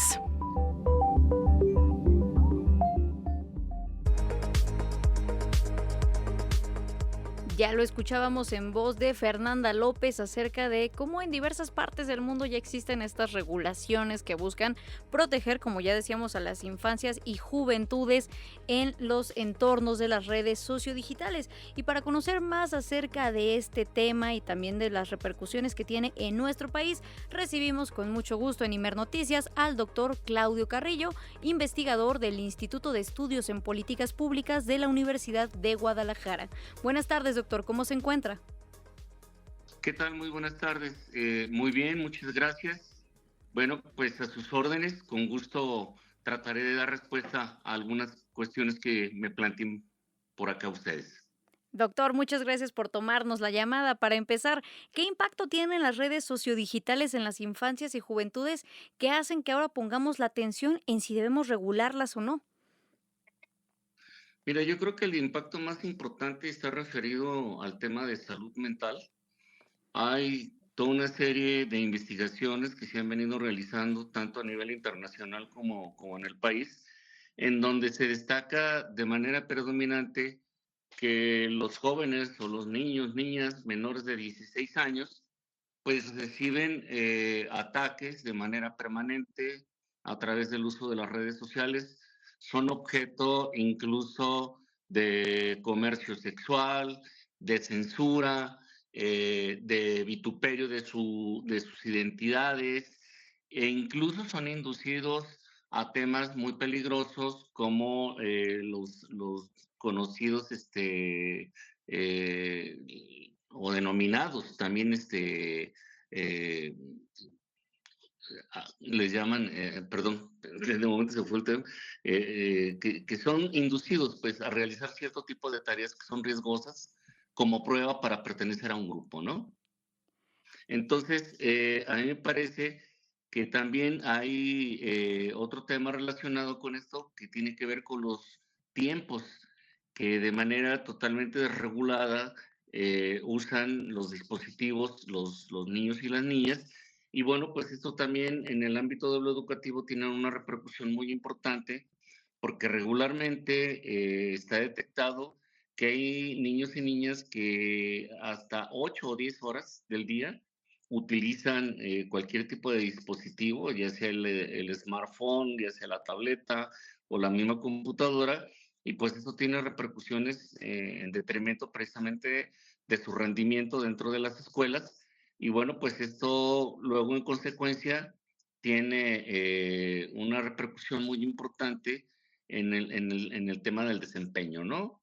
De carácter escolar y bueno, de colación también, eso luego también tiene repercusiones en las condiciones psicológicas, como los niveles de depresión o los niveles de entorpecimiento precisamente dentro de la vida académica. Claro, y en ese sentido, por ejemplo, estados como Querétaro ya exploraron la posibilidad desde el año pasado de prohibir el uso de celulares en general en las escuelas de nivel básico, de educación de nivel básico, y que han tenido resultados interesantes no solo para las infancias y juventudes, sino que incluso los docentes, las docentes, han comentado que eso ha cambiado la relación que se tiene dentro de estos espacios educativos, porque este miedo al ser grabado, al bullying, a ser expuesto, no solamente ya era para las infancias, lo cual es muy grave, sino también incluso para los adultos que conviven en estos espacios, lo cual evidentemente pues lleva a que se conviertan en entornos bastante tensos y conflictivos que pueden derivar en todas las condiciones psicológicas que ya nos comentaba. Estamos platicando con el doctor Claudio Carrillo, investigador del Instituto de Estudios en Políticas Públicas de la Universidad de Guadalajara. Doctor, ya nos comentaba el tema del tiempo, de qué tanto están expuestas las juventudes e infancias al uso de estos aparatos tecnológicos, pero ¿qué otros aspectos se deberían de tomar en cuenta para hacer del uso del Internet pues un espacio seguro, vamos, de estas plataformas en la medida de lo posible? Fíjate que yo creo que lo primero que habría que diferenciar es que una cosa es usar el Internet como una herramienta o un instrumento para navegar o obtener información, y otra cosa es el tema de las llamadas redes sociales, digo, de manera predominante, bueno, las que son utilizadas por lo menos en nuestro país como el Facebook, el Snapchat, GPT, el TikTok, por ejemplo, que son regularmente también utilizadas de manera totalmente irregular, porque no tienen ningún control. O sea, cualquiera puede subir cualquier contenido. Y, por ejemplo, cito el caso de un estudio que acabo de leer realizado en España, donde, por ejemplo, el TikTok es una de las plataformas más utilizadas para lanzar discursos de odio. Y discursos de odio me estoy refiriendo a temas, por ejemplo, relacionados con la discriminación, que va del plano de lo racial al plano de lo sexual, y que muchas veces pues es utilizada justamente por la inexistencia de marcos regulatorios para realizar agresiones que no pasan por ningún filtro, no hay ningún tamiz para esto. Y bueno, el otro tema relacionado con las disposiciones que, por ejemplo, en las escuelas, digo, en Europa ya van muy avanzados en este tema, Francia de manera particular o Dinamarca, son países en donde definitivamente está prohibido a nivel de educación básica la aportación de un dispositivo. Entonces, creo yo que esa parte es muy importante y sí, efectivamente, hay muchos avances, porque no se trata tampoco de vituperar el uso de los dispositivos, sino de que efectivamente existan marcos regulatorios, pero también mucho insistir en la educación y la alfabetización digital, porque hay una gran ausencia en esto. De repente los niños y las niñas son víctimas de muchas situaciones del mundo adulto, incluso hay fenómenos muy estudiados a nivel de lo que se le conoce como el ciberacoso, en donde, bueno, son básicamente carne de cañón para la utilización de disposiciones del mundo adulto que tienen consecuencias muy complicadas. Ponía sobre la mesa un término que es muy importante en toda esta discusión, que es la alfabetización digital. Doctor Claudio Carrillo, ¿quién tendría que realizarla y qué se tendría que enseñar en esta, pues vamos, alfabetización, insistimos, de cómo usar el entorno digital, las redes sociales, el Internet en general, cómo interactuar? ¿Quién tendría que ser el responsable de la alfabetización digital? Yo creo que son las escuelas las que tienen que encargarse. Tienen que incorporar dentro de sus planes de estudio y de sus currículums contenidos que precisamente enseñen a los niños y a las niñas cómo usar de manera inteligente. Hoy he escuchado un término que me gustó mucho, cómo utilizar inteligentemente la inteligencia artificial. De tal manera que, bueno, pues nosotros no podemos dejar de reconocer que es inminente, pues ya la presencia. De hecho, hay plataformas gratuitas a las cuales cualquiera puede acceder, pero aquí la idea es cómo hacerle para que de manera planeada, sistemática y organizada, los mismos profesores sean formados para poder enseñar de manera pertinente el uso de la inteligencia artificial y también las maneras para obtener información, para navegar y, por otro lado, también los padres de familia en un control de los tiempos para que los niños y las niñas y los adolescentes utilicen los medios. Ahora, que si esto es la solución final o definitoria, pues tampoco, ¿no? Porque también sabemos que los niños y las niñas son muy ágiles para birlar el control, ¿no? Pero peor es, desde mi punto de vista, que tanto las escuelas como los padres de familia no pongan atención a esto, que no haya marcos regulatorios y normativos que puedan de alguna manera meter algún elemento de control. Y bueno, yo creo que sí es importante que la incorporación definitiva del uso de las tecnologías y de las inteligencias dentro de la educación básica, tanto para la parte que tiene que ver con lo educativo, como también para la parte del uso del juego y del ocio. O sea, también tampoco es que se elimine y se prohíba este tipo de opciones, ¿no? Claro, sobre todo también teniendo en mente que hoy en día la internet forma parte de nuestra vida, desde poder educarnos, tomar clases, también aprender otras cosas, pero incluso también la socialización de las juventudes pasa por estos entornos digitales ahora, porque muchas veces se tiene la idea de que suelta el celular y sale a convivir. Pero los jóvenes también conviven a través de estos espacios y por eso es importante que no solamente se restrinjan como tal el acceso de manera pues uniforme, sino que empecemos a avanzar en este tipo, ya lo decía doctor, de políticas públicas, de espacios que se generen en los entornos educativos para darles a las infancias y juventudes, al igual que a todos los adultos, porque eso también, no por ser personas mayores ya tenemos todo el conocimiento sobre estas redes y los riesgos que implica, pero que tengamos las herramientas para poder desenvolvernos en estos entornos de la forma más segura posible. Por último, doctor, algunas recomendaciones para las personas que nos escuchan en casa y que tengan infancias o juventudes que estén pegadas a estos aparatos o que bien nos preocupe su actuar dentro de los entornos digitales. Primero, por parte de los padres de familia, es muy sugerente que controlen los tiempos, por un lado, pero por otro lado también que en un momento dado les generen opciones de desarrollo en los niños y las niñas que sustituyan y reemplacen precisamente el tiempo que le dedican a los dispositivos. Generalmente una tendencia muy común es que los padres al no contar con opciones para que los niños desarrollen actividades, pues inmediatamente les ofrecen la opción del uso del dispositivo, ¿no? Entonces, esa es una parte importante y que de alguna manera también se involucren en el uso y el manejo de las redes para que también en un momento dado sean conscientes de las posibilidades, de los riesgos que se corren. Y bueno, eso por un lado.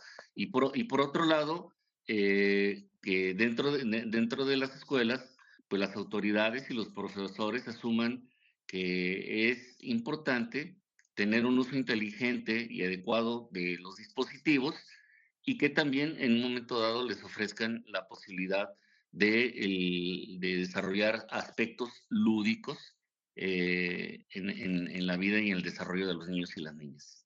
Que eso es fundamental como personas adultas, quitarnos el miedo de estas redes sociales, no satanizarlas, más bien involucrarnos, como ya lo señalaba doctor, y asumir la responsabilidad que nos toca educando y acompañando a las personas jóvenes que son usuarias de estos entornos. Muchísimas gracias, doctor Claudio Carrillo, por esta plática que nos brinda con la audiencia de Imer Noticias. Gracias y buenas tardes. Un gusto, espero haya sido de utilidad. Claro que sí, muchas gracias. Ya lo escuchaba. Gracias. Ya lo escuchábamos nuevamente. Es importante que todas y todos asumamos lo que nos toca en este actuar que tiene que ser colectivo y por ello pasa desde los padres de familia, las personas que también conformamos el hogar, no solamente mamá y papá, todas las personas tenemos que involucrarnos en cómo guiar y cómo cuidar precisamente a estas personas más jóvenes que requieren muchas veces, pues ya lo decíamos, de condiciones, incluso también en la escuela por parte de las autoridades que más que satanicen o criminalicen todos estos espacios y aplicaciones, les dotemos de herramientas y un entorno seguro. Son las 2 de la tarde con 30 minutos, estás escuchando Imer Noticias, tu punto de referencia, y continuamos con la información.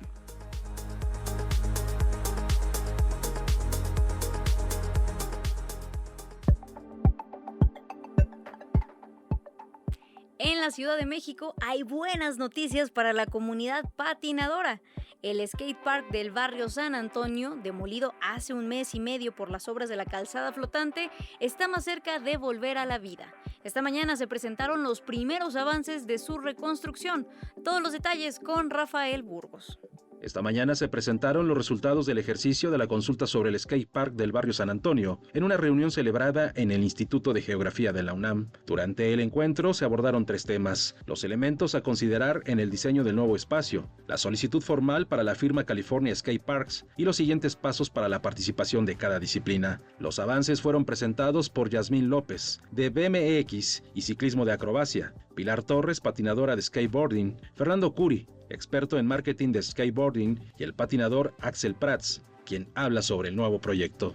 esta es una oportunidad muy grande, no solo como para recuperar un espacio, sino como para toda la industria, ya que, hablando de las tres disciplinas, porque al final del día, como lo comenté la otra vez, es una industria que está en crecimiento, pero a pesar de eso, a pesar de unos 15, 20 años que estuvo muy fuerte, sigue estando un poco en pañales. Cabe recordar que el skate park fue demolido hace mes y medio por las obras de la calzada flotante, un proyecto del gobierno capitalino para la máxima justa futbolística. Sin embargo, gracias a la movilización de las comunidades de skateboarding, roller y BMX, se logró que se trazara un nuevo parque. El espacio original fue inaugurado en 2017 y diseñado por California Skate Parks, firma estadounidense de prestigio internacional. Recibía entre 200 y 300 usuarios diarios y albergaba eventos de la cultura skate. Tras la demolición, patinadores y colectivos manifestaron su inconformidad al señalar que la comunidad no fue consultada. En respuesta, la Secretaría de Obras y Servicios informó que reconstruiría el skate park en el mismo punto, con una superficie optimizada, jardineras, áreas de estancia e iluminación renovada para un uso más seguro.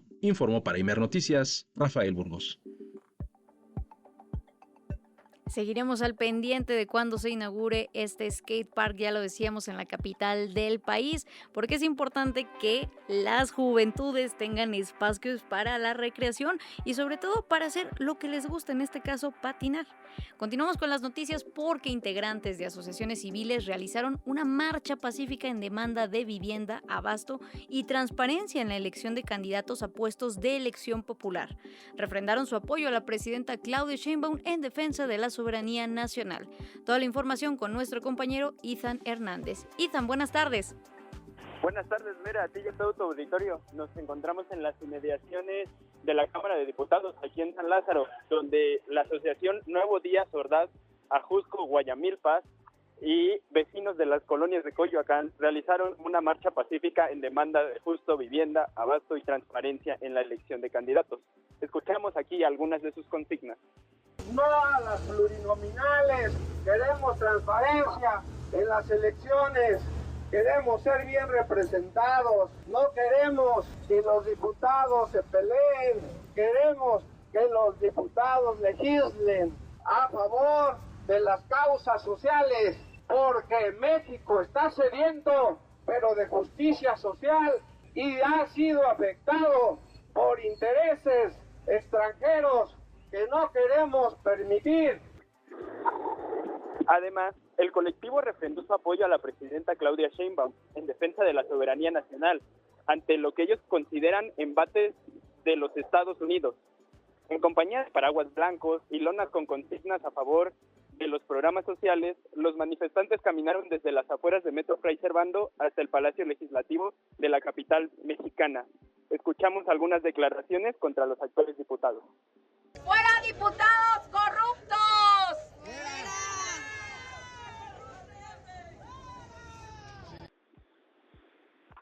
Después de una intervención con la comisión de manifestantes, fue recibida al interior para escuchar sus demandas y actualmente siguen en conversaciones.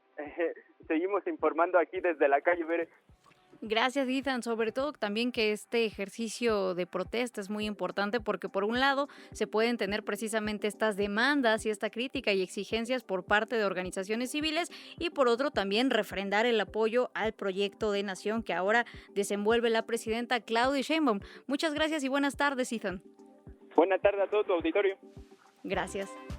Ya lo decíamos, no son posiciones realmente excluyentes, se puede exigir ciertas cosas y a la vez también apoyar un proyecto político más amplio. De hecho, la autocrítica es bastante importante en contextos de los movimientos y gobiernos progresistas. Vamos con otras noticias ahora económicas porque el precio del jitomate sigue a la baja, aseguró el Procurador Federal del Consumidor, Iván Escalante, quien destacó que el precio se ubica en 44 pesos con 66 centavos en promedio a nivel nacional y en las centrales de abastos. En la conferencia del pueblo, el titular de la Profeco explicó que el precio varía de acuerdo con la región, sin embargo, los precios se encuentran de la siguiente manera. Región Centro-Norte en 41.23 pesos, Región Centro en 45.38 pesos, 46.11 pesos en el sureste y 44.03 pesos en la región norte de nuestro país. El kilo de jitomate está en 44 pesos con 66 centavos promedio. Y aquí cuánto cuesta en cada una de las regiones. Recordar precios promedio: región centro norte 41.23, región centro 45.38, 46.11 en el sureste y 44.03 en la región norte. Sigue disminuyendo el precio del jitomate. Aquí está nuestro precio promedio, pero cabe destacar para todas y para todos, este es el precio promedio del jitomate en centrales de abasto. Además, el procurador Escalante informó esta mañana que el 75% de las gasolineras del país cumple con el pacto voluntario de mantener el precio del diésel por debajo de los 27 pesos el litro. El titular de la Profeco agregó que el cumplimiento al pacto para mantener el precio de la gasolina regular en menos de 24 pesos asciende al 90% de las estaciones. En el precio del diésel. La semana pasada reportamos un precio promedio nacional de 27 pesos con 20 centavos. Para esta semana lo tenemos 5 centavos menos, 27 pesos con 15. Y la semana pasada reportábamos un 73.1% de cumplimiento. Ahora tenemos un 75% de cumplimiento de las estaciones que ya venden el diésel en menos de 27 pesos. En cuanto al cumplimiento del precio de 24 pesos, tenemos un 90% de las estaciones. Recordar esto para la gasolina regular con un precio promedio de 23 pesos con 68 centavos. En cuanto a las empresas de remesas, explicó que es Finavién la que se mantiene en primer lugar desde hace 11 meses, ya que al hacer un envío de $400 estaría dando 7.078 pesos con 66 centavos. La que menos da en esta modalidad es Raya Money Transfer, con que entrega por esos $400 de transferencia da 6.743 pesos con 88 centavos, es decir, 1,000 pesos más es lo que cobra esta segunda empresa de remesas en comparación con lo que entrega Finavién. Ahí están los datos para también tomar en cuenta cuando alguna persona que nos esté escuchando de fuera del país mande remesas a México, pues Finavién sigue siendo la opción. Y también queremos leerte en cuánto está el precio del jitomate desde donde nos escuchas. Puedes compartirnoslo a través de las redes de Imer Noticias y al 55 66 31 24 27 y contestar la pregunta del día: ¿sirve regular las redes digitales? Continuamos con la agenda informativa en materia de economía, porque en el marco del Plan de México, la Secretaría de Economía y el Instituto Mexicano de la Propiedad Industrial abrieron el registro para la contratación de profesionistas por honorarios con el objetivo de fortalecer la protección de la innovación y el desarrollo tecnológico en nuestro país. Todos los detalles con David Pérez de Tejada. David, buenas tardes. ¿Cómo están, Bere? Buenas tardes a toda la audiencia. El Instituto Mexicano de la Propiedad Industrial presentó formalmente ante la Secretaría de Economía la convocatoria abierta para la contratación de servicios profesionales bajo el régimen de honorarios. Esta medida busca integrar talento especializado para robustecer las capacidades del instituto en la protección, fomento y gestión de la propiedad industrial en México. Con este movimiento se busca alinear las necesidades técnicas del organismo con las metas de eficiencia administrativa planteadas para este ciclo. Así lo explicó el titular del INPI, el director Vidal Llerenas. Esto comentó. Esto forma parte de impulsar el ecosistema nacional de innovación, de poder tener un instituto que sea mucho más expedito en estas revisiones, de que tenga estándares internacionales. Ha habido un esfuerzo muy importante de trabajar con las agencias, la agencia española, por ejemplo, distintas agencias a nivel global que están ayudando a que se tengan los mayores estándares, que las personas que revisan tengan la capacitación adecuada y con este ejercicio pues incrementar el número de examinadores y poder ser más expeditos. Precisamente ya escuchábamos estos nuevos anuncios que se hacen por parte de las autoridades en materia de economía y el Instituto Mexicano de la Propiedad Industrial, como ya lo escuchábamos, para la contratación de profesionistas por honorarios, porque como ya sabemos es una de las modalidades que actualmente pues también abarcan el sector del trabajo en nuestro país, y por ello es importante también reconocerles y también darles el espacio que se merecen y tratar de cuidar las condiciones en las que se desenvuelve esta modalidad de trabajo ahora en México. Insistimos en el marco del Plan México, que hay que recordar tiene toda una estrategia detrás económica para impulsar el crecimiento de nuestro país. Nos enlazamos nuevamente con David. David, adelante. Bere, con esta convocatoria se está invitando a todas las personas interesadas y profesionales especialistas en la materia a consultar las bases a través de los canales oficiales del INPI y la Secretaría de Economía, y el objetivo es, claro, contar con los mejores perfiles para proteger el ingenio y la innovación que mueven a nuestro país. ¿Cuáles son los perfiles que buscan? Esto dijo el director Vidal Llerenas. Estamos buscando licenciados de Derecho, en Administración, Mercadotecnia, Comunicación, Diseño, porque parte de esto también tiene que ver con diseño, y otras carreras afines, ¿no? El principal requisito pues es tener una cédula o título, digamos, ¿no? Demostrar pues que se ha terminado la carrera. Se dará preferencia a personas que tengan especialidad, doctorado o maestría. Estamos trabajando con la CECITI, con la Secretaría de Ciencia y Tecnología, que nos va a ayudar en la examinación, que nos va a ayudar también en poder reclutar a las mejores personas con este perfil. Serán 500 plazas las que se estén adjudicando con este proceso para así tener más de 700 profesionistas que darán un impacto sensible en la velocidad con la que se van a realizar los trámites. Y para más información, pues pueden ingresar a la página ingreso.inpi.gov.mx, y el sueldo también está bastante bien, tendrán un sueldo de 27,000 pesos. 500 plazas con ese sueldo suena bastante bien. David Pérez de Tejada, como siempre, agradecerte tu reporte, y seguiremos al pendiente también de cuando ya empiecen las contrataciones para ver qué perfiles llegan y también si puede beneficiar a las juventudes de nuestro país. Gracias y buenas tardes, David. Buenas tardes, Bere.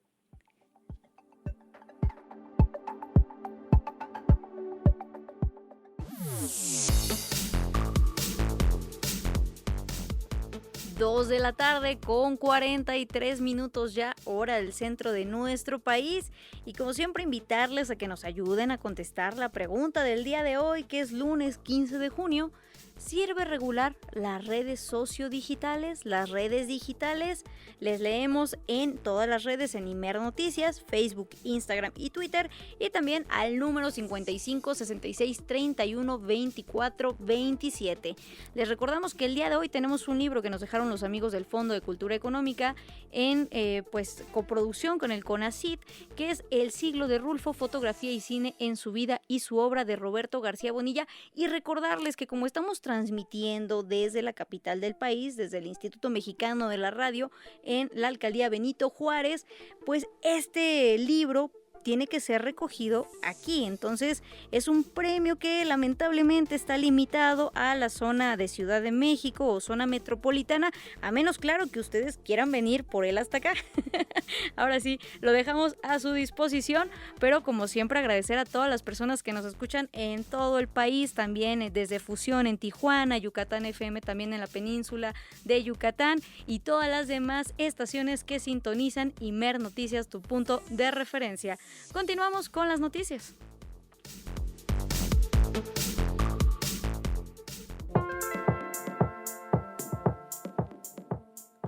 Vamos ahora con algo más cultural, porque la supuesta colaboración entre la marca Adidas, la plataforma Someone Somewhere y artesanas nahuas de Naupan, Puebla, volvió a colocar en el centro del debate la apropiación cultural y también las condiciones de las comunidades indígenas en proyectos de moda global. ¿Colaboración con artesanos o explotación de comunidades indígenas? Jessica Leal nos informa. Presentada como un homenaje a la artesanía mexicana para la colección especial Artisan JSY de la selección mexicana rumbo al torneo de fútbol 2026, más de 150 artesanas nahuas de Naupan, Puebla, bordaron a mano elementos como el escudo nacional y el logotipo de la marca alemana Adidas. Sin embargo, las denuncias públicas, liderada por especialistas como Tatiana Bernaldez, cuestionaron tanto la retribución económica como el respeto a las técnicas tradicionales. Según informó el diario La Jornada, las bordadoras recibieron alrededor de 36 pesos por hora por jornadas de unas 8 horas, mientras que las camisetas se comercializan en más de 4,000 pesos. Además, señaló que no se usaron plenamente técnicas propias de Naupan, es decir, el pepenado o llamado hilo contado, sino puntadas de relleno con hilos industriales, lo que simplificaría y desvirtuaría el patrimonio textil de la comunidad. Esto no es la primera polémica de Adidas con México. En agosto de 2025, la empresa enfrentó fuertes críticas, incluida una intervención pública de la presidenta Claudia Sheinbaum tras lanzar su modelo Oaxaca Slip-On, inspirado en los huaraches tradicionales de la comunidad zapoteca de Villa Hidalgo y Alalac, en Oaxaca. En ese caso, el Instituto Nacional de Pueblos Indígenas condenó la apropiación cultural indebida. El gobierno oaxaqueño anunció acciones de protección y Adidas ofreció disculpas públicas junto con diálogos para posibles compensaciones. Pero la situación de Naupan se inscribe en una serie de denuncias en los años recientes. Shane y Sara. La Secretaría de Cultura pidió explicaciones por reproducción de diseños textiles de comunidades como San Gabriel Chilac, Puebla, o patrones oaxaqueños sin autorización ni beneficios compartidos. El gobierno federal intervino en varios de estos casos. Anthropology y Patrol. En 2021, la Secretaría de Cultura envió cartas exigiendo explicaciones por el uso de huipiles y patrones de comunidades mixtecas, mijes y zapotecas de Oaxaca, comercializados como tendencias de moda. Carolina Herrera.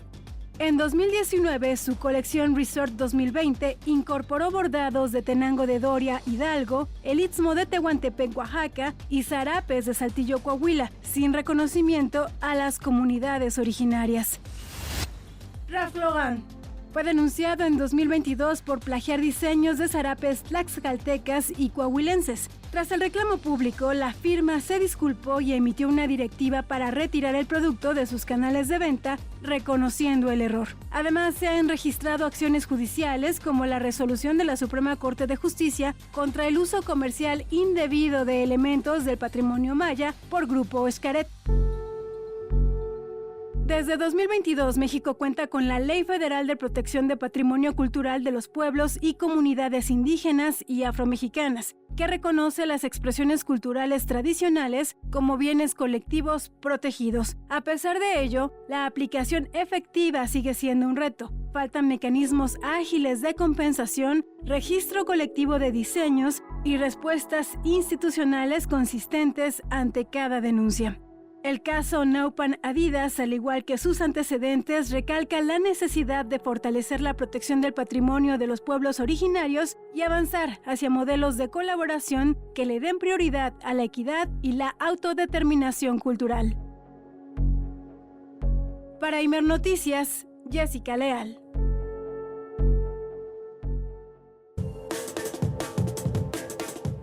Ya lo escuchábamos, es fundamental que también valoremos todo el trabajo que hay detrás de las manos artesanas de nuestro país y que defendamos esta herencia textil también, que es una expresión cultural, frente a estos intentos por parte de diversas empresas, como en este caso Adidas, nada más y nada menos una marca internacional que, pues como ya lo escuchábamos, explotó lamentablemente a este grupo de artesanas en vez de hacer una colaboración como tendría que ser en términos equitativos y reconociendo siempre el valor del trabajo que hay detrás de cada una de estas artesanías y que también esa exigencia tiene que pasar por nuestra vida cotidiana. Hay que decirlo, cuando vemos el trabajo de una persona artesana, pues no regateemos porque hay toda una inversión de tiempo, de esfuerzo que existe detrás de esas creaciones y que cuando vamos a otras marcas, a otras empresas, a otras tiendas, no solemos hacer eso. ¿Por qué lo hacemos con las manos artesanas de nuestro país?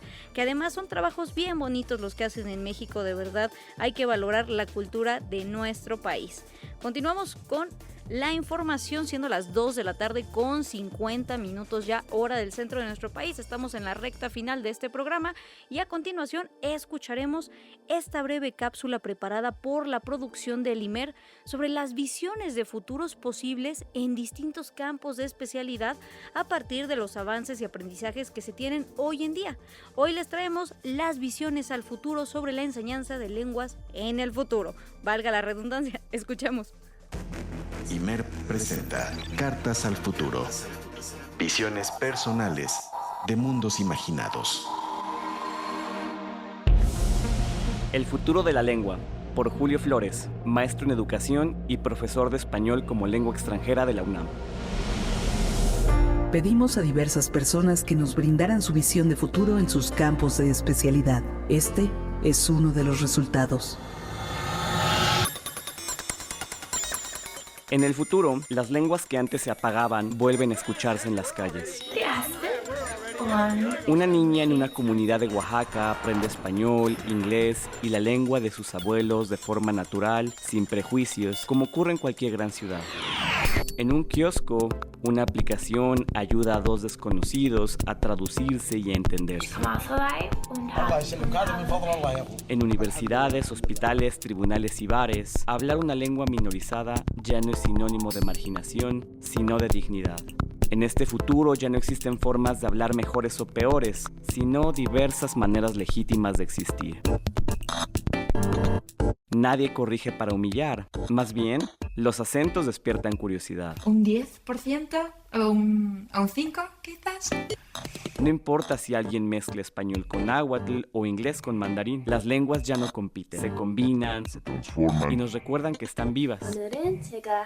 En este futuro, aprender idiomas cambia profundamente. La tecnología acompaña cada parte del proceso con asistentes inteligentes, traductores instantáneos y ejercicios personalizados. Pero los docentes siguen ahí, mirando a sus estudiantes, comprendiendo sus miedos y celebrando sus avances. Ninguna máquina va a sustituir ese vínculo. En el futuro se entiende que la lengua es memoria, identidad, dignidad y acceso. Por eso se protege, se enseña y se documenta. Y entonces dejamos de verla solo como un sistema de palabras para entenderla como una herramienta que nos permite resolver problemas, construir acuerdos y cuidar de los demás.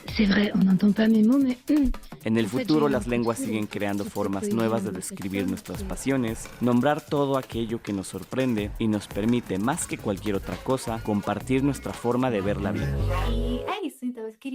Querido futuro, ahí te encargo. Never care about what other people think. Only care about making progress. Cartas al Futuro. Visiones personales de mundos imaginados. Una cápsula que llega muy ad hoc también en el contexto que estamos viviendo internacional, porque quien pareciera que no está en el futuro definitivamente es la empresa organizadora del torneo internacional de fútbol, que recuerden, no podemos decir la palabra con M ni tampoco el nombre de la empresa con F porque son marcas registradas, pero sabe de cuál estamos hablando, 4 letras y empieza con F. Pues bueno, esa empresa lo que hizo fue también prohibir el español en las conferencias que estaban dando los jugadores de este torneo, y precisamente fue después de que la FIFA que anunciara que anunciara la inclusión del idioma español en la traducción de todas las conferencias de prensa del torneo internacional de fútbol. El Instituto Cervantes celebró esta decisión con un post en la red sociodigital X que dice: el Cervantes celebra que la empresa rectifique su postura tras dejar al español fuera del juego. Es el segundo idioma internacional y la lengua materna de dos de los anfitriones de este evento deportivo. El fútbol lleva mucho tiempo metiendo goles en español. Estas decisiones se dan también en el contexto de la polémica que se generó después de que los jugadores de Achraf Hakimi, el brasileño Vinicius y el neerlandés Frenkie de Jong no pudieron responder las preguntas en español durante las conferencias de prensa previas a los partidos. A continuación, un fragmento de la conferencia de prensa del jugador Hakimi que desencadenó inicialmente toda esta polémica en medios sociodigitales. Escuchemos. Hakimi, mañana pasamos tu partido en México. ¿Cuál es? Excuse me. You can only answer questions in the language that we said, so no Spanish questions. It's okay. I understand. No, but we can't do this because of the translations. So we'll stick to the... I can answer in English if you want. Yeah, but we need the questions also. Okay. If we start with this... I understand. Te decía, perdonen, Hakimi, transmitimos en México tu partido mañana. Tienes muchos aficionados en México. ¿Cuál es el mensaje para ellos en México y en todo el mundo? ¿Y prefieres un partido ante Brasil con Neymar? How would I say? In English? In English. It's really proud to have some fans from your country. I love your country. I've been there already. En ese sentido, la empresa internacional de fútbol informó del replanteamiento del criterio oficial sobre los idiomas permitidos, luego de retomar en cuenta la gran cantidad de medios y periodistas hispanohablantes que hay en este evento deportivo, así como los numerosos jugadores que dominan el idioma por jugar o haber jugado en la liga o en otros países latinos. Cambiamos un poco la información, nos vamos ahora hasta Oaxaca porque la Secretaría de Movilidad del Estado de Oaxaca negó la entrega de concesiones para mototaxis o cualquier otra modalidad de transporte público en la región. En conferencia de prensa, la secretaria Yesenia Nolasco Ramírez explicó que el principal objetivo de la propuesta legislativa radica en la seguridad y ordenamiento en este sector. Explicó también que la dependencia ya trabaja con los propietarios de mototaxis para regularizar sus unidades en las zonas con mayor presencia, como lo son el Istmo de Tehuantepec y los valles centrales. También adelantó que se prevé sustituir de manera gradual a los mototaxis por vehículos eléctricos o línea.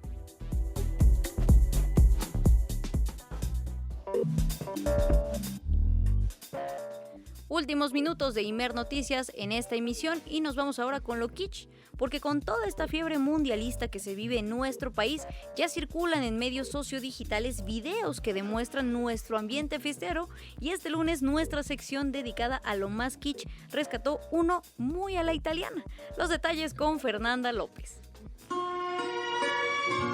¿Qué más italiano que el espagueti a la boloñesa?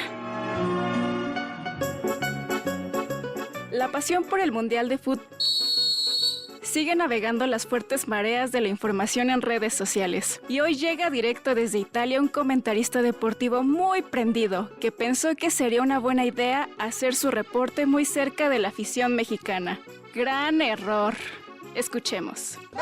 Devo dire que es un ambiente maravilloso, fantástico. Alrededor del mundo ya circulan múltiples videos que muestran nuestro ambiente fiestero posterior a los partidos y en este caso el reportero Alessio Di Giuseppe de la cadena Dance fue superado por los gritos y luego cargado por los aficionados que lo rodeaban.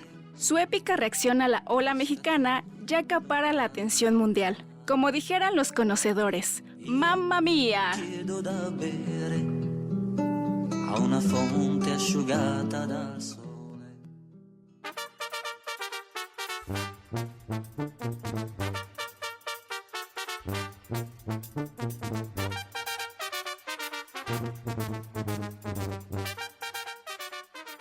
Estamos escuchando un fragmento de una canción de Los Prim, que es un grupo de la Sierra Mije de Oaxaca, para ser precisos de Santa María Tlahuitoltepec, un bello pueblo de la región Mije que se ubica en la parte alta de la Sierra Norte de Oaxaca.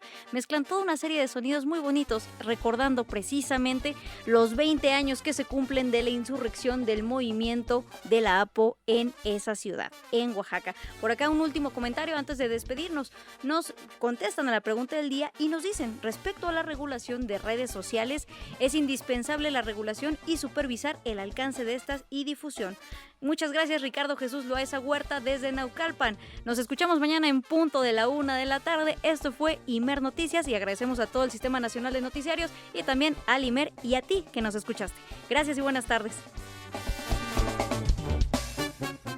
Las opiniones aquí expresadas son responsabilidad de sus autores y no representan la posición editorial de Imer Noticias. El Sistema Nacional de Noticiarios presentó Imer Noticias con Berenice Rodríguez. Tu punto de referencia. Periodismo. Desde lo público, contigo.